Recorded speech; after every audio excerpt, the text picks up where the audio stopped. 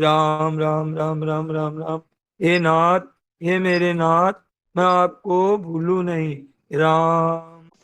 आज का सत्संग परम श्रद्धेय स्वामी जी महाराज का 3/3/1983 जयपुर में यह सत्संग हुआ। एक बात कहता हूं, क्या कहते हैं? शास्त्र की हम बात सुनते हैं और साधन करते हैं, तो उनमें क्या रहता है? उनमें एक बात मुख्य रहती है कि हमारा अंतःकरण शुद्ध होगा, तभी भगवान की बात जचेगी, तभी कल्याण होगा। नहीं तो कल्याण कैसे होगा? अंतःकरण की शुद्धि के बिना हमारा कल्याण कैसे होगा? अंतःकरण की शुद्धि की, हम तो पापी हैं, हमारे तो काम है, क्रोध है, लोभ है, राग है, द्वेष है, हमारे तो तरह तरह के विकार हैं, वो भरे हुए हैं। हम तो परमात्मा की तरफ चल ही नहीं सकते।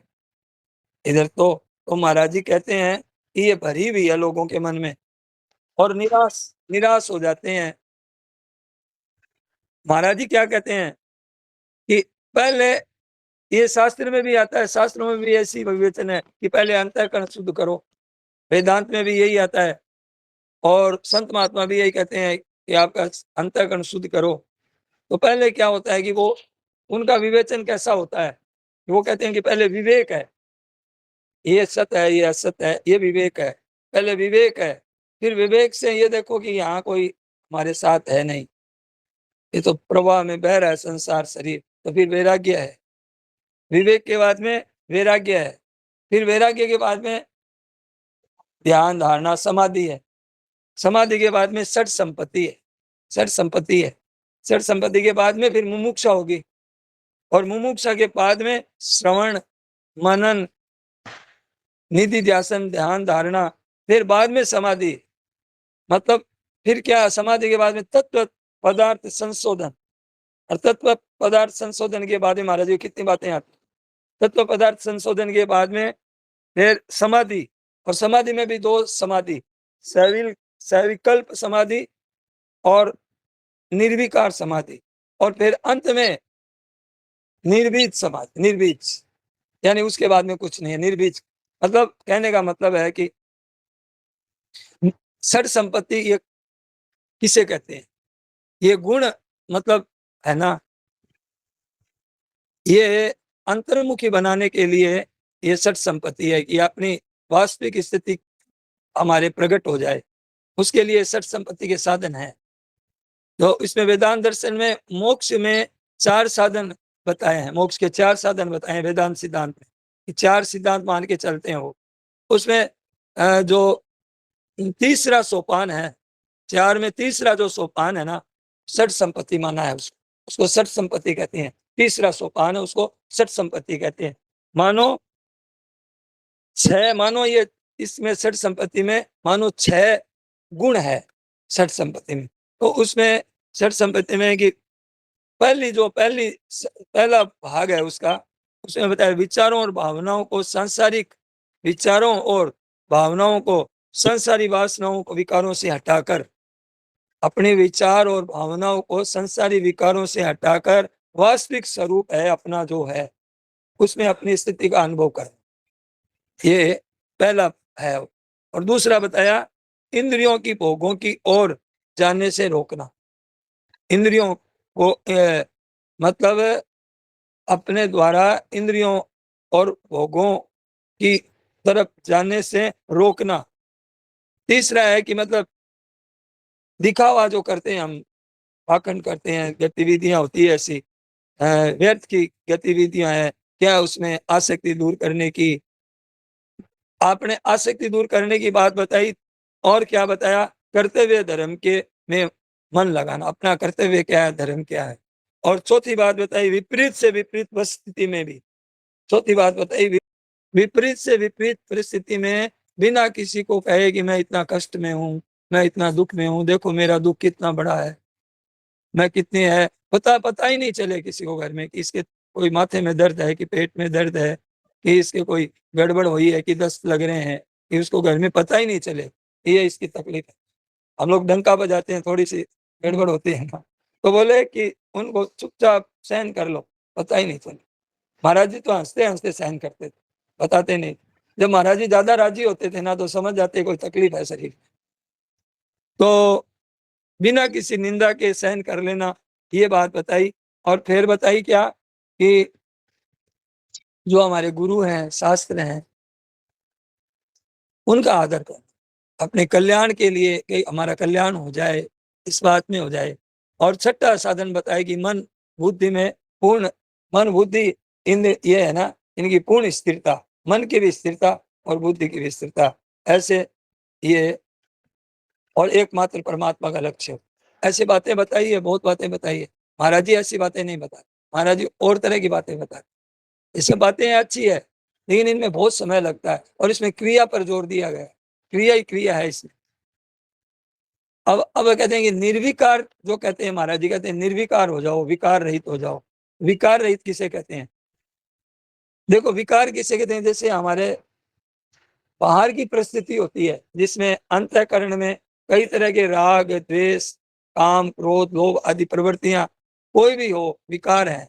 उन विकारों को क्या कहते हैं कि वो केवल साक्षी बन करके ही रहे, वो इन विकारों में चलायमान नहीं होता है।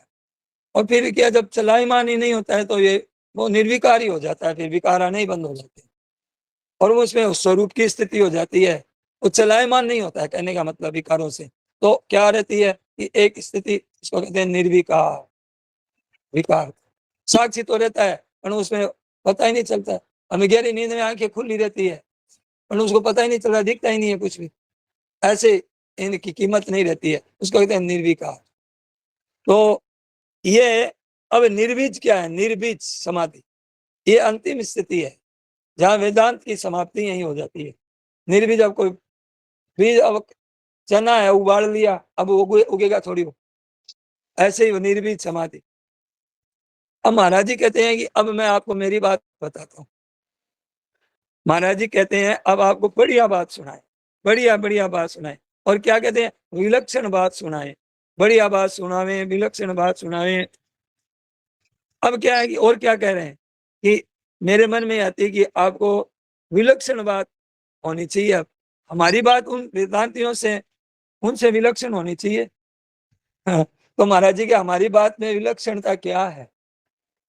कि महाराज जी कहते हैं पहले क्या, ऐसे नहीं बताऊंगा, पहले खूब इसकी महिमा गाऊंगा, फिर बताऊंगा। कि बड़ी विचित्र बात है, बड़ी विचित्र बात है, बड़ी विलक्षण बात है, और बड़ी अलौकिक बात है, और बड़ी सीधी बात है, और बड़ी सच्ची बात है। क्या बताएंगे? बड़ी विलक्षण बात बताई, और बड़ी सुगम है, और पक्की बात है, और ठोस बात है। लेकिन एक शर्त है हमारी, कि जितनी आपकी जिज्ञासा होगी, जैसे अर्जुन के थी ना, मेरा कल्याण कैसे हो, ये बात संत महात्माओं को, भगवान को बहुत अच्छी लगती है, कि मैं छूटू कैसे। तो वो फंस गए चारों तरफ से, परिवार में, धन में, उसमें किसमें, राग द्वेष में, इसमें, कि अब मैं कैसे छूटूं। कैसे भी हो, आप गए गुजरे होंगे, आप खराब से खराब होंगे, लेकिन मैं छूटू कैसे, ये भगवान फिर देखते ही नहीं कि कैसे हैं आप। और बड़ी विचित्र बात है, बड़ी विलक्षण बात है, बड़ी पक्की बात है, बड़ी ठोस बात है, बड़ी सच्ची बात है, बड़ी सुगम बात है।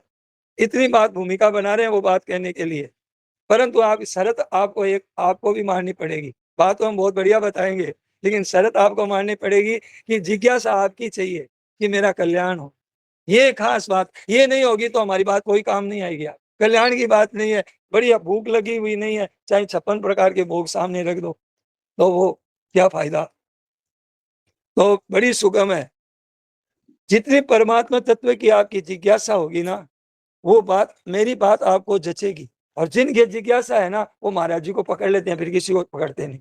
महाराज जी के सिवाय दूसरे देखते नहीं है। जिज्ञासा सच्ची होगी, जिज्ञासा नहीं है तो गाना बजाना सुनते रहेंगे, इधर उधर भटकते रहेंगे। तो अब देखिए, और नहीं तो कुछ नहीं तो सुगम किस लिए है? मैं कहता हूं कि मैं एक परमात्मा तत्व की प्राप्ति चाहता हूं, तो आपके लिए मेरी बात सुगम भी हो जाएगी, मेरी बात समझ में भी आ जाएगी, और परमात्मा की प्राप्ति आपको सुगम भी लग जाएगी, और परमात्मा की प्राप्ति हो जाएगी।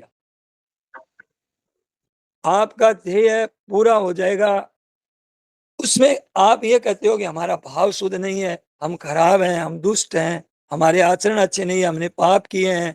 परंतु एक ऐसी बात है, केवल ये बात गौण है, कुछ नहीं है इनका महत्व है। केवल आपकी मुख्य बात ये रहनी चाहिए कि मुझे परमात्मा की प्राप्ति करनी है। आप अयोग्य से अयोग्य हैं, आप कैसे भी हैं, पढ़े लिखे हैं कि नहीं है, ये अब आपकी मांग होनी चाहिए परमात्मा की। महाराज जी से सुनेंगे। महाराज जी ने एक बात और बताई कि मैं गोस्वामी जी महाराज के बीच में बात बताई, आपकी मांग क्या है। जैसे गोस्वामी जी महाराज कहते हैं, मति अति नीच और ऊंच रुचि आछी, चाहिए अमीय जग जुरे ही न चाची। चाहते तो अमृत है और हमारे कोई छाछ का भी जुगाड़ नहीं है, खट्टी छाछ का भी जुगाड़ नहीं है। हाँ, मतलब भीतर में ऐसा कोई नहीं है, उपाय नहीं है। तो कहने का हमारे पास जुगाड़ का शब्द मतलब ये शब्द है, मारवाड़ी शब्द है साधन। हाँ, हमारी योग्यता नहीं है, हमारी सामर्थ्य नहीं है, छाछ जुड़े उतनी भी हमारी रुचि इतनी योग्यता नहीं है, और रुचि इतनी है कि पूछो मत, कि हम भगवान के चरित्र लिखना चाहते हैं। मतलब हम इतनी ऊंची है, इतनी ऊंची कि भगवान के चरित्र लिखने चले हम, इतनी ऊंची है हमारी। तो जगत में छाछ भी जुड़ती नहीं है, कैसी बढ़िया बात है बताइए। ऐसी आपको हमारा जी कहते हैं, जैसे गोस्वामी जी ने बात बताई ना, ऐसे ही हम आपको बढ़िया बात बताते हैं, ऐसी आपको बढ़िया बात बताते हैं जैसे गोस्वामी जी ने बात। क्या बात बताना चाहते हैं महाराज जी के, हमारा अंतःकरण इतना शुद्ध नहीं है, हमारा अंतःकरण इतना शुद्ध नहीं है, हम योग्य नहीं है, हम अधिकारी नहीं है, परंतु हम परमात्मा तत्व की प्राप्ति चाहते हैं। ये जो हमारी रुचि है ना, ये ऊंच है, बहुत ऊंची है हमारी ये रुचि, कि हम परमात्मा की प्राप्ति चाहते हैं। तो ये मामूली नहीं है। महाराज जी ने कहा कि ये रुचि हो गई ना, कि हम परमात्मा की प्राप्ति चाहते हैं, ये ऊंची रुचि है ना, ये उत्तम है। ये है हमारी ऐसी चाहना है, हमारी ऐसी चाहना होने पर बहुत जल्दी काम होगा आपका, बहुत जल्दी बढ़िया काम होगा, बहुत जल्दी काम सिद्ध हो जाता है। आप गोस्वामी जी की वाणी कितनी विलक्षण है, देखिए कितनी अलौकिक है, उनकी वाणी विचित्र वाणी है। गोस्वामी जयंती कल है, तो महन जी महाराज ने कहा कल नहीं महाराज जी, आज है। तो महाराज जी राजी हुए कि देखो भगवान भक्तों का ख्याल रखते हैं कि आपने याद आ गई, आज सप्तमी है महाराज जी, अच्छा तो याद आ गई, वो भगवान ने याद दिलाई है, आज सप्तमी आज दिलाई ना। और गोस्वामी जी का प्रसंग भी चला तो भगवान ने कहा है, ये वाणी जो भगवान ही बोल रहे हैं, एक तरह से महाराज जी नहीं, भगवान ही बोल रहे हैं। तो कहने का मतलब संत भगवान की याद दिलाते हैं और भगवान संत की याद दिलाते हैं, क्योंकि संत भगवान के इष्ट हैं। भगवान ने याद दिला दी, महाराज ने का प्रसंग आ गया, भगवान ने याद दिला दी। तो गोस्वामी जी महाराज ने कहा कि कवि न कवि हुए हैं, कि गोस्वामी जी महाराज किसी ने कहा कि कवि हुए हैं, तो उन्होंने कहा कि ये कवि कवि कहना गोस्वामी जी महाराज का निरादर है, कवि नहीं हुए हैं महाराज। कविता के कारण श्रेष्ठ नहीं है, भक्ति के कारण श्रेष्ठ है। कविता तो उनके साथ रहने वाला गुण है एक, कविता ही बहुत बढ़िया है, कविता भी बहुत बढ़िया है, लेकिन एक गुण है। परंतु कविता में ही बहुत बढ़िया क्या है कि उनका जो भगवान के प्रति जो भगवान का भगत है, ये जितनी ऊंची चीज है उतनी कविता उतनी चीज ऊंची नहीं है। ये सब कवि हुए हैं। पूछा कि कविता किसकी श्रेष्ठ है, तो कविता मेरी श्रेष्ठ है। तो कहते हैं तुलसीदास जी महाराज बोले उनकी, तो वो तो क्या कविता नहीं है, वो तो वेदों की ऋचाएं हैं। गोस्वामी जी वाणी की तुलना कविता से नहीं की जा सकती, वो तो वेदों के मंत्र हैं साक्षात। कितना प्रचार हुआ है गीता प्रेस में, गीता प्रेस में मैं काम किया है मैंने, तो 8 भाषा में ये रामचरितमानस गोस्वामी जी महाराज का प्रकाशित है 8 भाषा। तो कहाँ कहाँ से आदमी आते हैं, पूरे भारत के आदमी आते हैं यहाँ, ये इस एरिया में पूरे भारत के आदमी आते हैं, और सारी पुस्तकें मतलब बिकती रहती है। और इसमें हिंदी भाषा में बिहारी लोग इतनी पुस्तक खरीदते हैं, रामचरितमानस बिहारी लोग ज्यादा खरीदते हैं, बिहारी बहुत खरीदते हैं। और बंगाली भी बांग्ला भाषा में लेते हैं, रामचरितमानस खोलते हैं, रामचरितमानस चाहिए, बहुत बिकती है रामचरितमानस और गीता। उधर वाले में गीता का प्रचार उधर नहीं है जितना बिहार में रामचरितमानस का ज्यादा है, रामायण का ज्यादा। कि कैसी बढ़िया होगी कविता, अब वेदों की ऋचाओं के समान, तो कविता कैसी बढ़िया होगी फिर, जब उनकी ये लेखनी इतनी बढ़िया है कि वेदों की ऋचाओं के समान है, तो फिर उनकी कविता कितनी बढ़िया होगी। इस वास्ते कविता कहकर महिमा कहते हैं। तो कविता कहने करके महिमा गाना एक प्रकार की निंदा करना है महाराज जी ने। वो तो वेदों की ऋचाएं हैं। उसमें एक विलक्षण बात बताई, हम कोई बात भी प्रमाण चाहते हैं ना, तो बोले कि रामायण में लिखा है क्या ऐसा, यहाँ रामायण में लिखा है, प्रमाण मानते हैं। स्वामी जी महाराज के साधक संजीवनी को प्रमाण मानेंगे।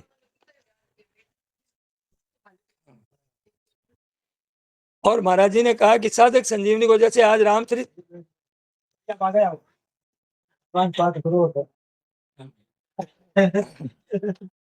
जैसे उन्होंने कहा कि जैसे आज रामचरितमानस का प्रमाण मानते हैं ना, तो हमारे साधक संजीवनी का प्रमाण मानेंगे लोग कि साधक संजीवनी में ऐसा लिखा हुआ है क्या।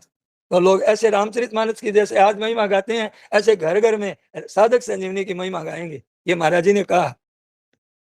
तो अब कोई भी आदमी प्रमाण देता है रामायण का, तो वो चुप हो जाता है, यार यार तब तो आप तुम्हारी बात सही है। चुप होना ही पड़ता है।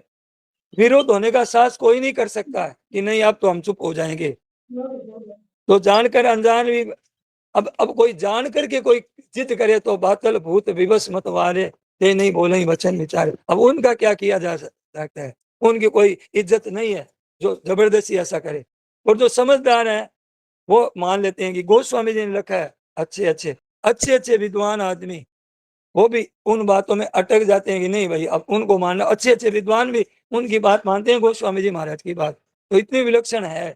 वो कहते हैं कि मति अति नीच ऊंची रुचि आची, मेरी रुचि ऊंची है, भगवान के चरित्र कहूं ऐसी मेरी रुचि है, मन में आ रही है। भगवान के गुण गाऊं, लोगों को भी मन में आती है। तो भगवान के गुण गाने का अब कौन अधिकारी होता है कि कितना ऊंचे दर्जे का होता है। तो अमृत की रुचि है, बोलना आता नहीं है, कभी न हो नहीं चतुर कहाऊं, और मति अनुरूप राम गुण गाऊं। मैं कभी नहीं हूं, कभी नहीं होना चाहता हूं, और चतुर भी नहीं हूं, पर मति अनुरूप मैं राम जी के गुण गाना चाहता हूं।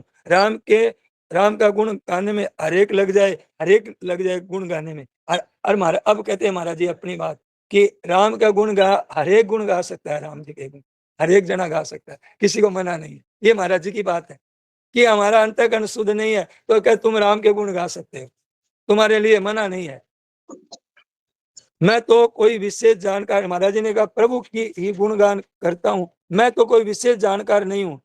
महाराज जी कहते हैं अपनी बात, ये गोस्वामी जी कहते हैं कि मैं मति अनुरूप राम गुण गाऊं। तो इतनी विलक्षण बात है। अब मैं जो बात कहना चाहता हूं, महाराज जी कहते हैं कि मैं जो बात कहता हूं उससे में भी मैं गोस्वामी जी का दृष्टांत देना भी उचित नहीं समझता। महाराज जी की ध्यान सुनिए, बात बहुत काम की है कि मैं ये दृष्टांत देना मैं उचित नहीं समझता हूं। वो अपने कहते हैं कि मेरी रुचि ऊंची है, अच्छी है। इतनी ऊंची मैं कैसे बताऊं कि मेरी रुचि इतनी ऊंची है। महाराज जी ने कहा कि गोस्वामी जी जितनी ऊंची मेरी रुचि है, मैं ये कैसे कह दूं, मैं नहीं कह सकता हूं।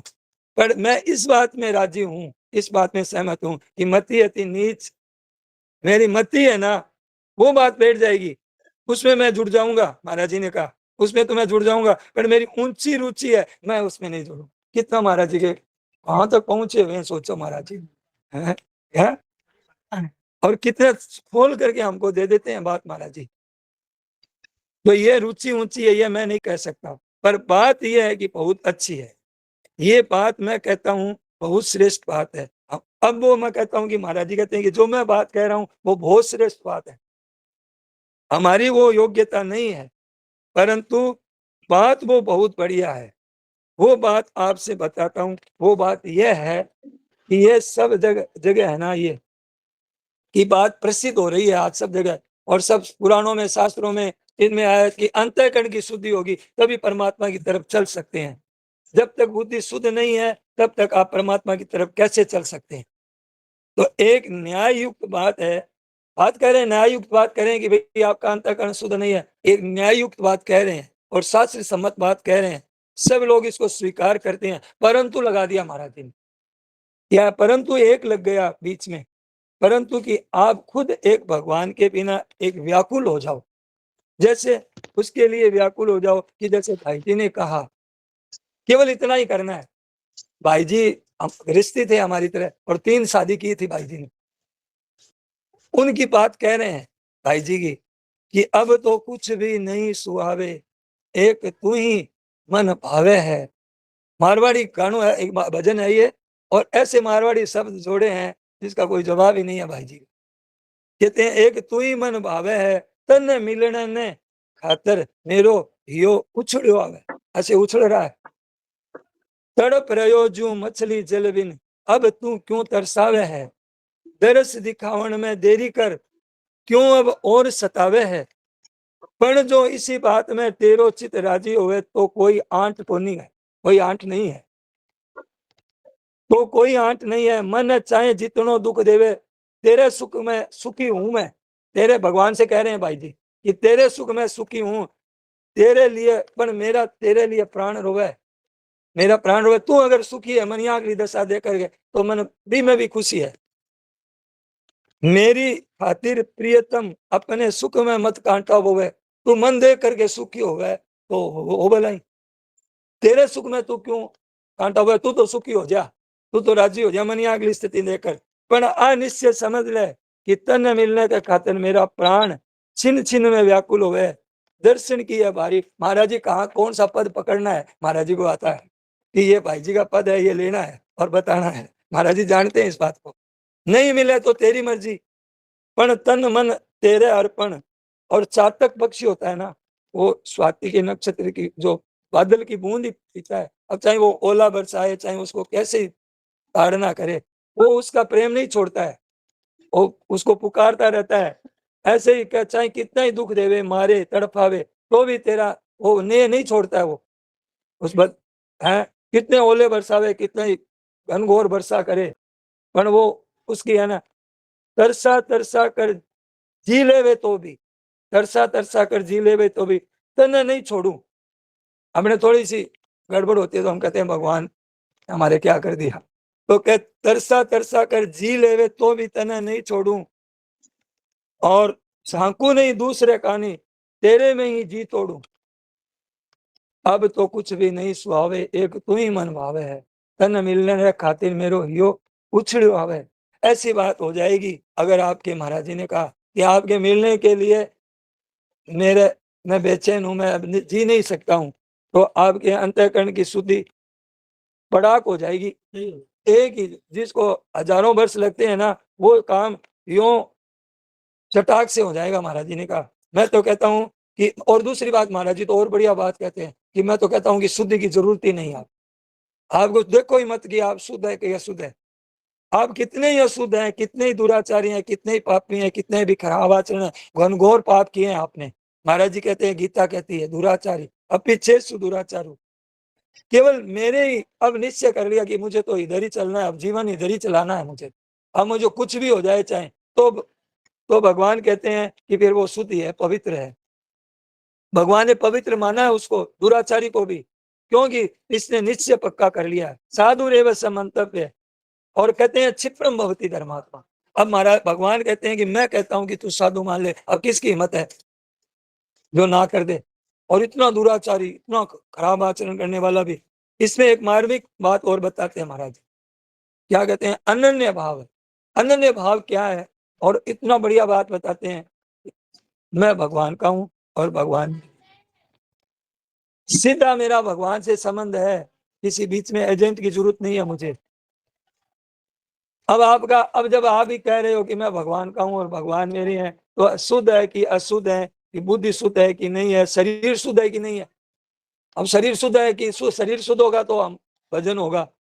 भगवान कहते हैं कि ये सबसे बड़ा, महाराज जी कहते हैं ये सबसे बड़ा भजन है कि मैं भगवान का हूं और भगवान मेरे हैं। मैं तो केवल भगवान का हूं और केवल भगवान मेरे हैं। थोड़ी बताओ महाराज जी आप। तो बहुत ऐसा नारायण नारायण। सबसे पहले विचार करते हैं कि परमात्मा तत्व की प्राप्ति की किसको है। परमात्मा की प्राप्ति अंतर्गत को नहीं होती, स्वयं जीवात्मा को होती है। जीवात्मा ही परमात्मा से मिलते हैं। तो अंतःकरण तो जड़ है, ये सहायक जरूर है वो, लेकिन जो स्वयं की पुकार होती है स्वयं वो अंतःकरण से आगे है। स्वयं जो है वो अंतःकरण से आगे है, शक्तिवान है, सामर्थ्य है, अंतःकरण तो शक्ति उससे चलता है, तो स्वयं है उसकी सत्ता से अंतःकरण चलता है। तो स्वयं है जो स्वयं पुकारता है दुखी होकर के कि हे नाथ मैं आप हूँ, आप में तो सीधा संबंध होता है, उस समय अंतःकरण किनारे हो जाता है उससे। तो स्वयं की पुकार होती है, स्वयं पुकार होती है तो भगवान सुनते थे। तुम भगवान जो दोनों एक हैं, ममई वांसो जीव लोके जीव भूते सनातन, दो नहीं है। इसलिए अंतःकरण चाहे कैसा ही हो, अंतःकरण से क्योंकि अंतःकरण तो जड़ है, मन। अंतःकरण क्या है? मन बुद्धि चित्त अहंकार।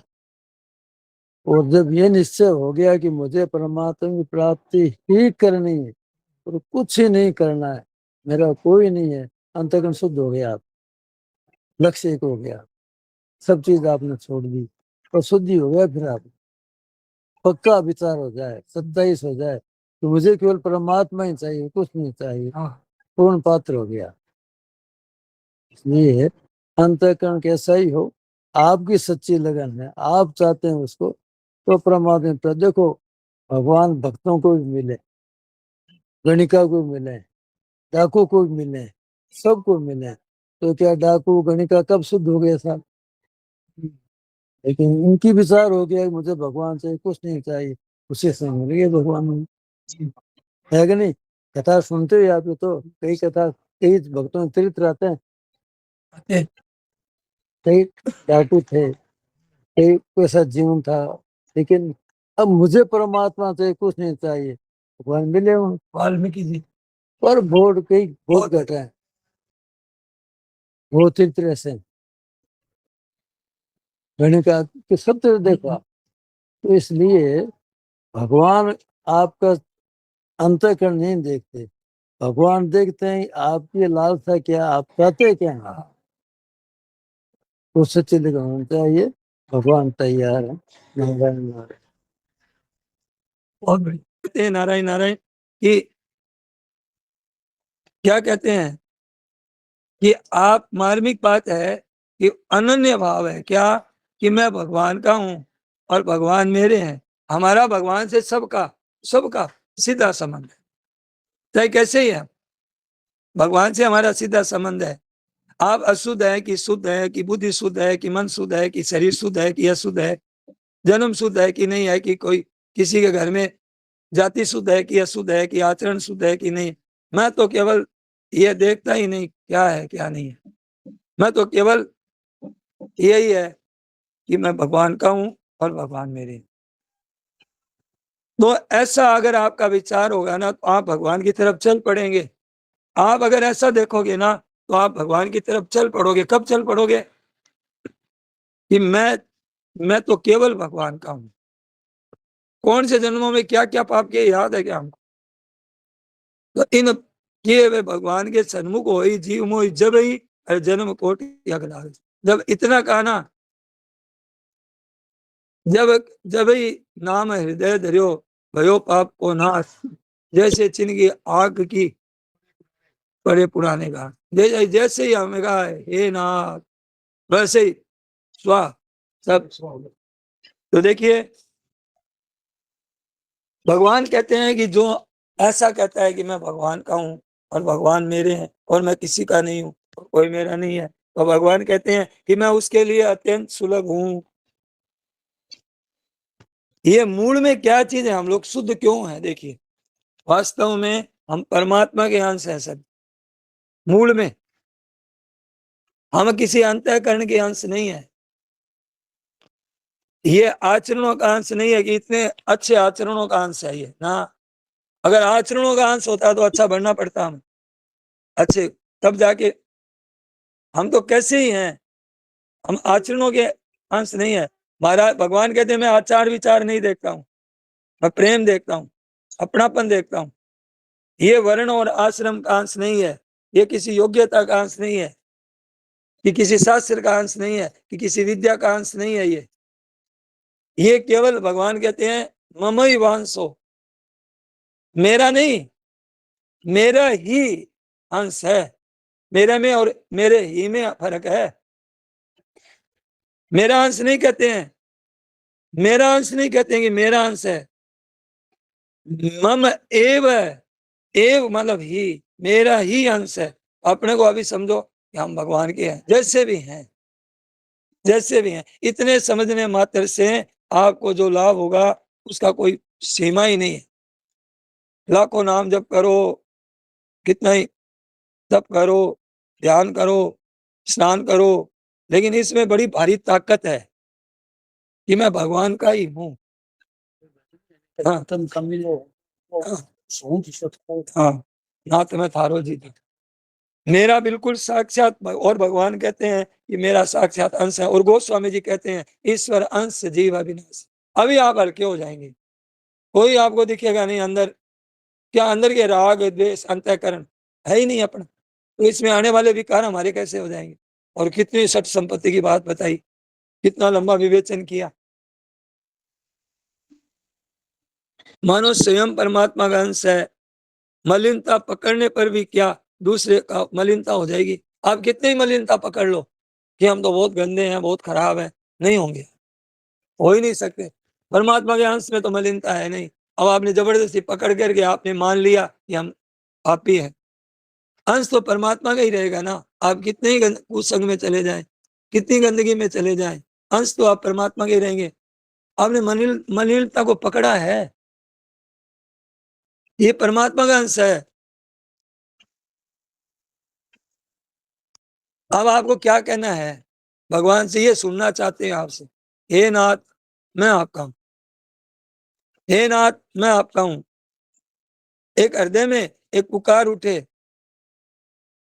हृदय में एक पुकार उठ गई ना आपकी, एक जोर की, हे नाथ मैं आपका हूं, और वो पुकार उठ गई ना, भगवान उसी समय आपको गोद में ले लेंगे। मैं नहीं कह रहा हूं, महाराज जी कह रहे हैं। ये विलक्षण बात है। भगवान हमारा स्वतः संबंध है। भगवान का संबंध हमारा बनाया हुआ नहीं है, कृत्रिम नहीं है। अगर ये देखिए कि अगर अंतःकरण शुद्ध होने से हम उस परमात्मा तक पहुंचेंगे तो अंतःकरण शुद्ध होगा। करण तो हमारे पास करण है, देखिए हमारे पास करण है, ध्यान देना, समझना बात को। एक तो बहिकरण है, 5 कर्मेंद्रियां और 5 ज्ञानेंद्रियां, ये बहिकरण है, शब्द स्पर्श रूप रसगंध। और 5 कर्मेंद्रियां है, हाथ है, पैर है, और और वाणी है, कान है। तो एक अंतःकरण है, ये जो ज्ञानेंद्रिय कर्मेंद्रियां है,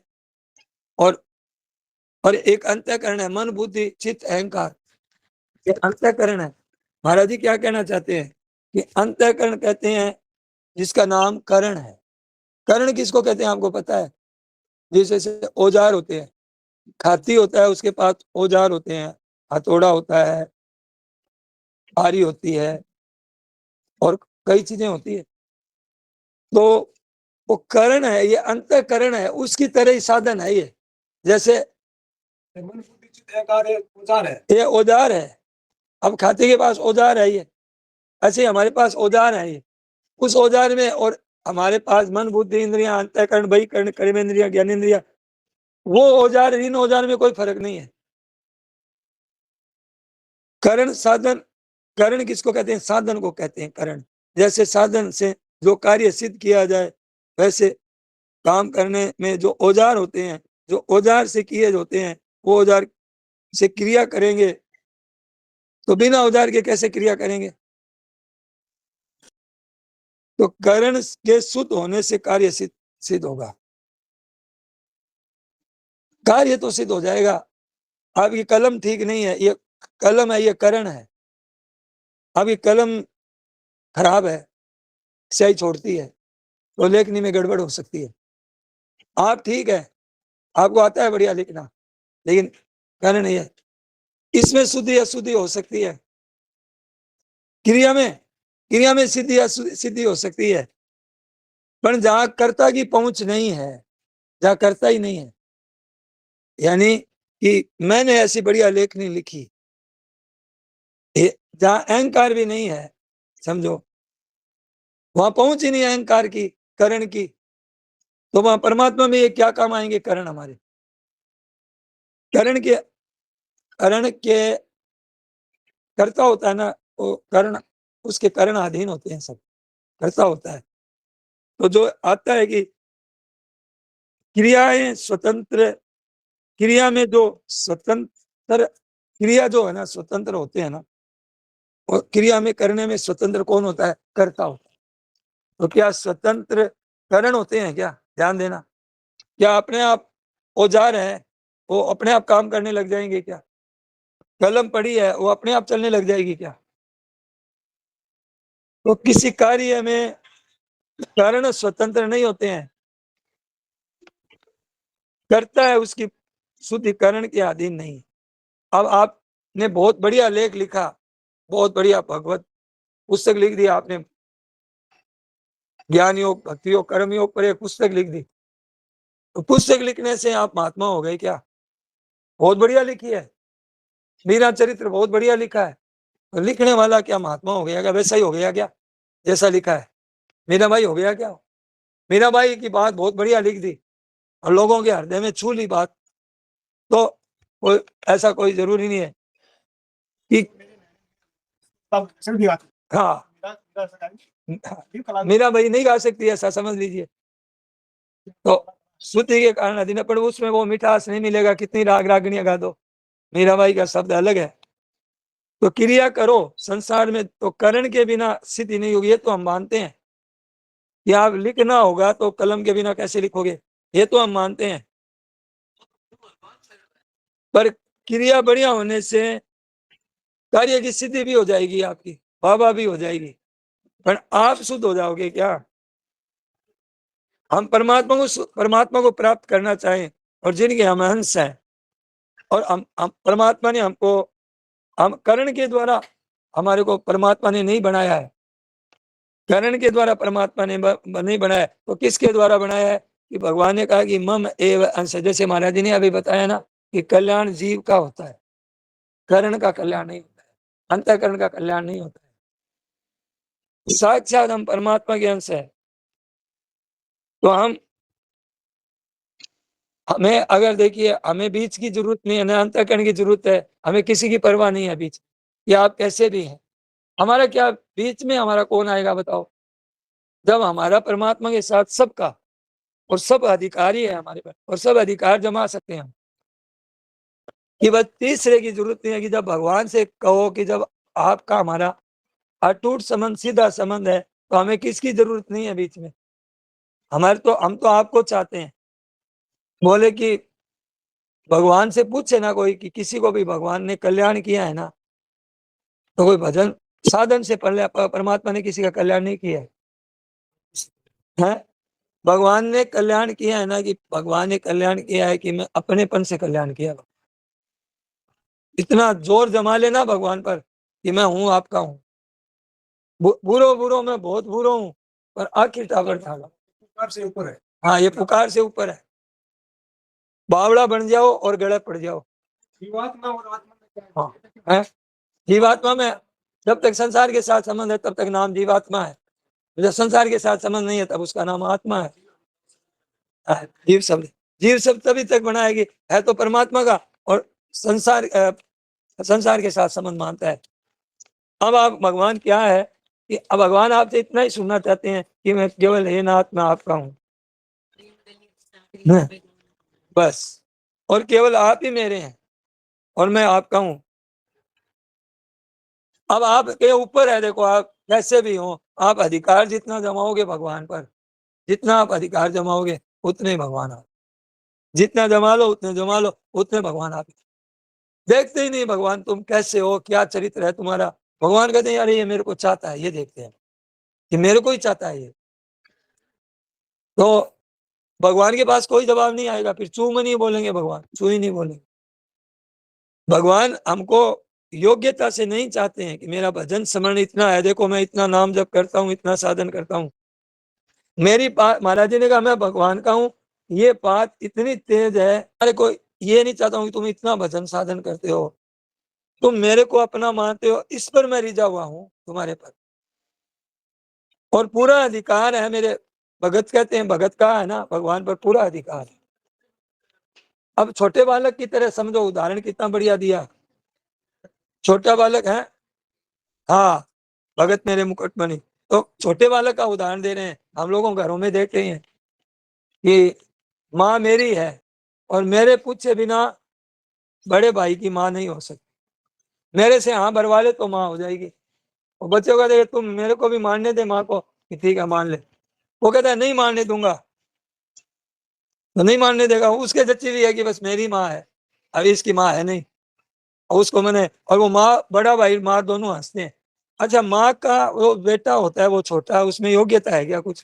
कहीं थूक देता है, कहीं कहीं मनमानी करता है, माँ के साथ रूठ जाता है, फिर भी कहता है कि योग्यता से नहीं है वो माँ का। वो क्या चीज से है माँ का? मेरी माँ, अपनेपन से।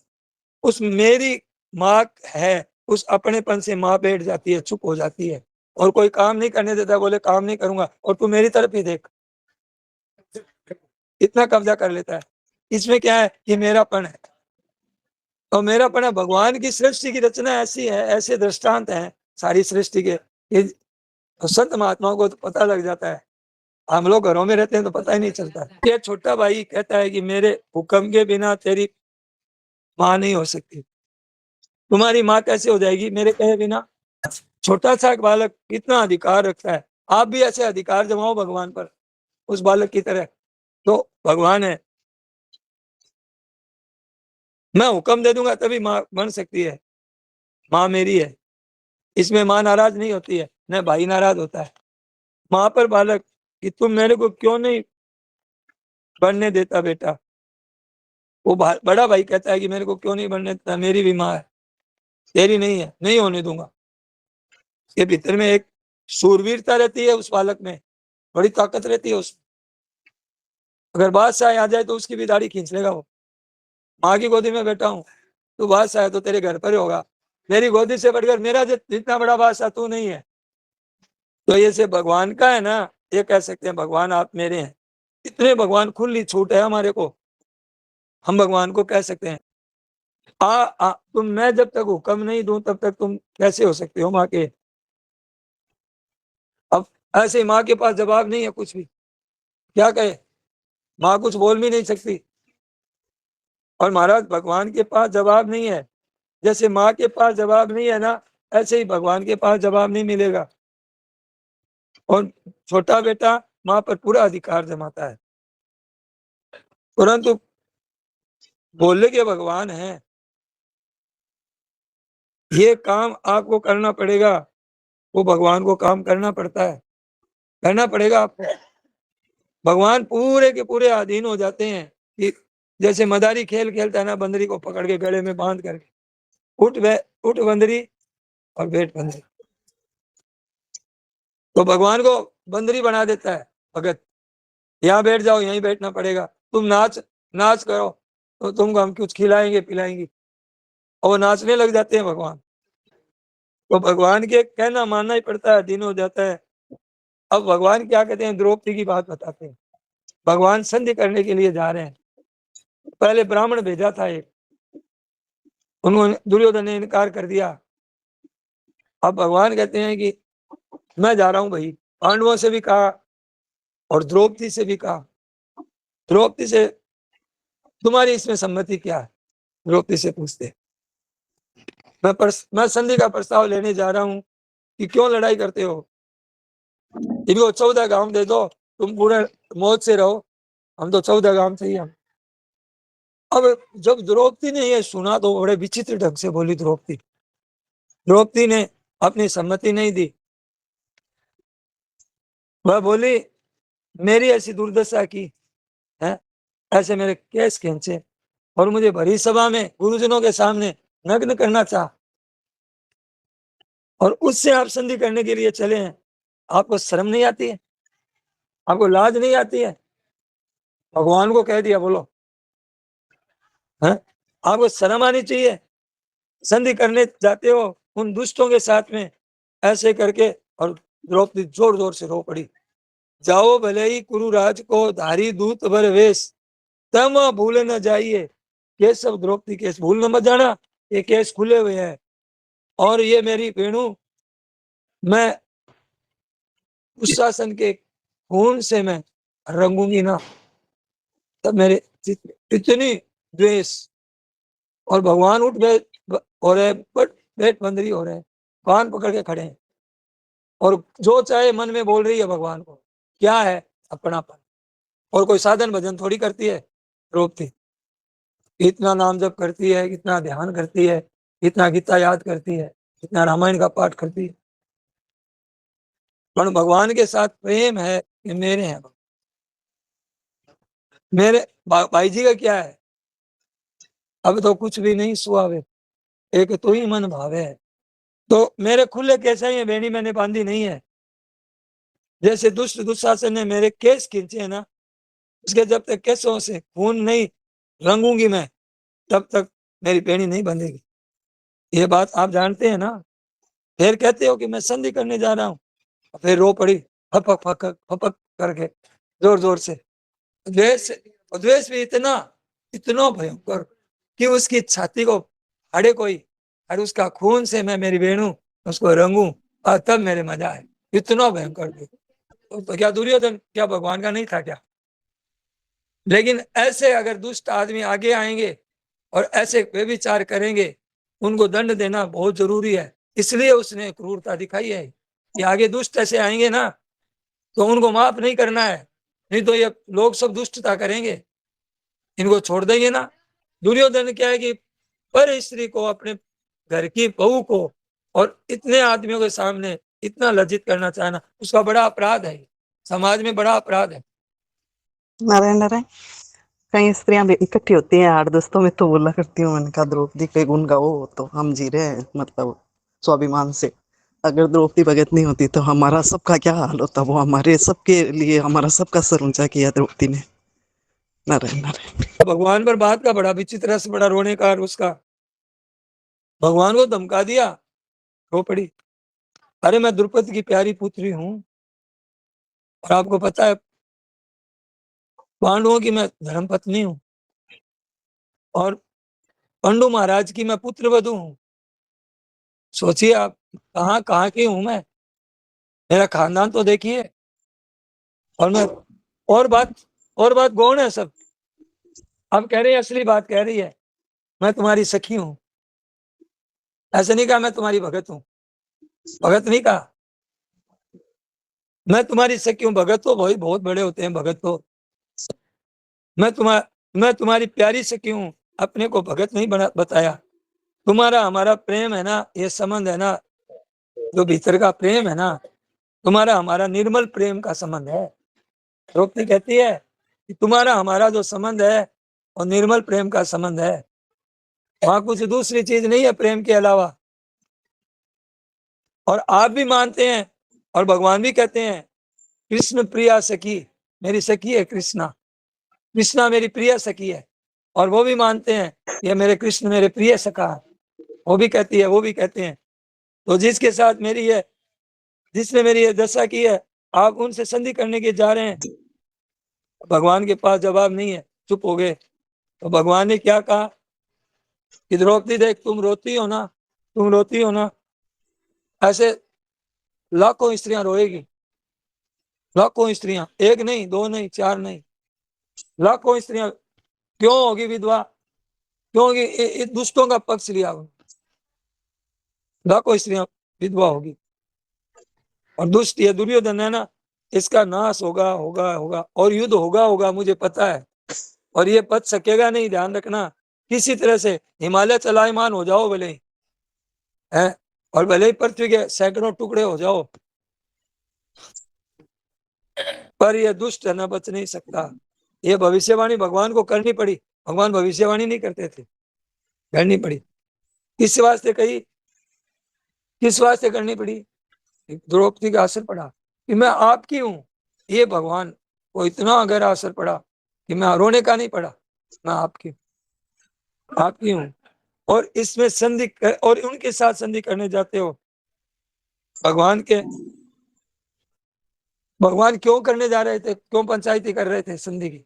भगवान क्या जरूरत थी? तो बोले इसलिए गए थे कि कल कोई कहे इन पांडवों पर कलंक ना आ जाए, ये देखो इतने आदमी मरवा दिए, और भगवान का भी मेरे पर भी आएगा और इन पांडवों पर भी आएगा, इसलिए भगवान जा रहे थे। मुझे पता है कि युद्ध होगा, उनका अंत आ गया है, इनका खत्म होने का समय आ गया है। संभव असंभव हो सकता है, पर ये मरेंगे इसमें संदेह नहीं है। ऐसी बात भगवान ने कह दी, पड़ी कहनी पड़ी। और क्या क्यों कहनी पड़ी? ये अपनेपन की ताकत है सज्जनों, वो अंतःकरण शुद्धि की ताकत नहीं है कि आपने बहुत बड़ा शुद्ध अंतःकरण कर लिया, बड़ा हिमालय में जाके तपस्या कर ली, उसमें नहीं है। आपकी साधना में वो उतनी ताकत नहीं है। जो सबसे श्रेष्ठ यह चीज है कि आपको मैंने कहा कि मैं बहुत बढ़िया बात बताता हूं, तो ये बात बहुत बढ़िया मार्मिक बात बताई है मैंने आपको। भगवान को अपना समझना है, भगवान का मैं हूं। न सवाल कह सकता है मेरी माँ है, अपने बड़े भाई चाचा ताऊ और बड़े भाई ताऊ, उनको बड़े बड़े रिश्ते, उनको भी कि मैं आपको सामने कह सकता हूँ कि मेरी माँ है।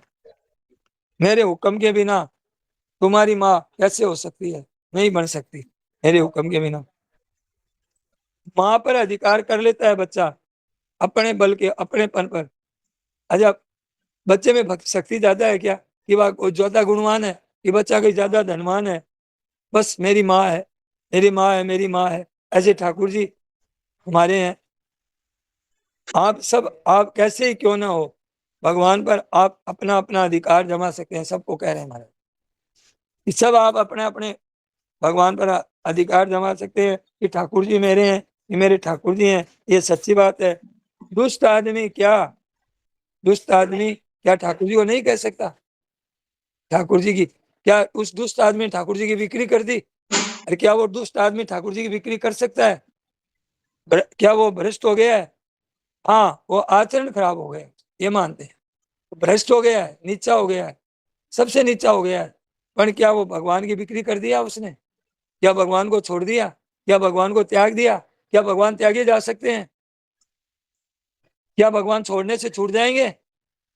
भगवान भगवान ऐसी मामूली चीज है नहीं है कि जो छोड़ने से छूट जाएंगे। हम कहते हैं हम भगवान को हाथ से छोड़ दें, क्या छूट जाएंगे भगवान? भगवान आपके साथ हैं हमेशा, भगवान हमारे हैं। सज्जनों, क्या बात है कि हमारे साधन कम है, कि हम ऐसे हैं, कि हम ऐसे हैं, कि हमारे साधन नहीं है। क्यों ऐसे थोप रहे हो अपने पर कि हम साधन भजन नहीं है? आप केवल भगवान की तरफ देखो कि भगवान है हमारे। ये बातचीत में बैठा लो आज, महाराज जी ने कहा सब कि हम भगवान के हैं, और बात मत छेड़ो। भगवान के हम हैं, मेरे भगवान है, मैं भगवान का और भगवान मेरे। किसी शरत से नहीं हूं मैं भगवान का, याद रखना। मैं किसी भगवान का किसी साधन से नहीं हूं और किसी के जरिए नहीं हूं। खुद स्वयं की मैं केवल भगवान का हूं, मैं केवल भगवान स्वयं की। हो गए बस। नारायण नारायण नारायण। हे नाथ, हे मेरे नाथ, मैं आपको भूलूं नहीं। सबको प्रणाम। सियावर रामचंद्र की, मोर मुकुट वंशी वाली की जय।